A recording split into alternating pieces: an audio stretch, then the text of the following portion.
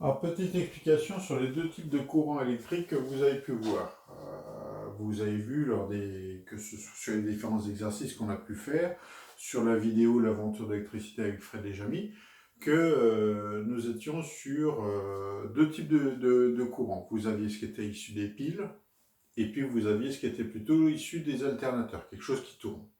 Alors j'aurais pu dire les piles, mais j'aurais pu parler de panneaux solaires. Le panneau solaire, par exemple, fournit toujours le même type de courant. Par contre, dès que vous avez quelque chose qui tourne, donc ça peut être une éolienne, dans une centrale électrique, donc par exemple une centrale atomique, vous avez euh, une combustion, ça va dégager de la chaleur, ça va faire monter de la vapeur va faire tourner des hélices, et donc vous avez la production d'électricité avec à chaque fois, je le rappelle, une petite déperdition, soit liée au frottement, soit liée à la température, mais la totalité de l'énergie que vous avez au niveau de votre source de chaleur ne sera pas transformée intégralement en énergie électrique. Vous avez une perte, forcément. Ce serait trop beau, ce serait parfait, mais enfin bon, c'est déjà bien, on réussit à faire des systèmes qui tournent à 70% et 80%, ce qui fait très peu de pertes finalement par rapport à d'autres systèmes. Ici, donc, sur les deux types de courants électriques, j'ai pu voir que beaucoup d'entre vous avaient compris qu'il y avait le courant continu,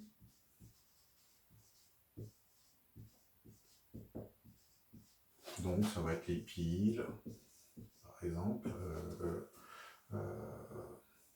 les panneaux solaires.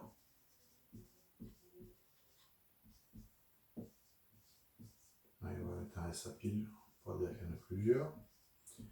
Donc ça, c'est du courant continu, en anglais, current, donc ça c'est pour le courant, et puis continu, c'est direct, donc c'est plutôt DC en anglais. Sachez que si vous allez en Angleterre ou même aux États-Unis, enfin dans un pays anglophone, le mot DC veut dire courant continu. Et puis vous avez le courant alternatif. En fait, pourquoi? Parce que un coup, vous avez le courant dans un sens et puis après, il va dans l'autre sens. C'est ce que vous avez dans une pile électrique. La plupart du temps, pas dans une pile électrique, dans une prise électrique, excusez-moi, dans une prise électrique à la maison, si vous regardez, vous allez avoir un signal qui va plutôt être sinusoïdal.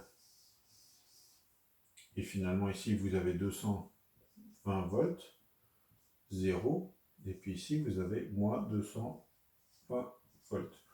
Le courant passe son temps à changer, et en une seconde, vous avez 50 mouvements sinusoïdaux. C'est pour ça qu'on dit que c'est du 50 Hz. On va revenir sur cette notion de Hertz.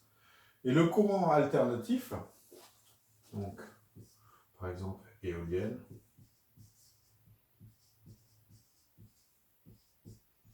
les centrales nucléaires,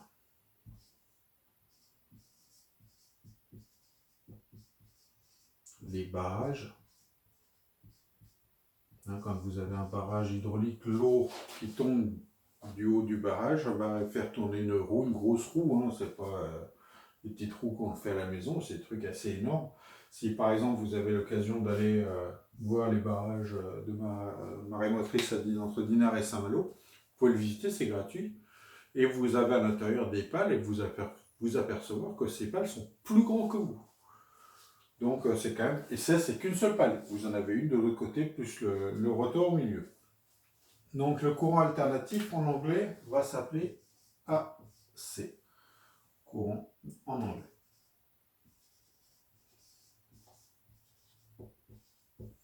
Et le bon moyen de s'en rappeler, vous avez un groupe de rock célèbre qui s'appelle AC/DC.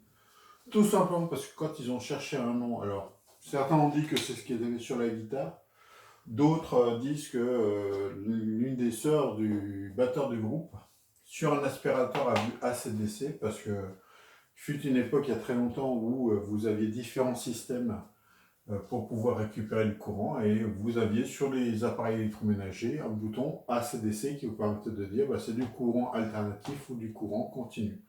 Et toujours est-il que ça veut très certainement parler du côté électrique de ce groupe, donc avec beaucoup d'énergie.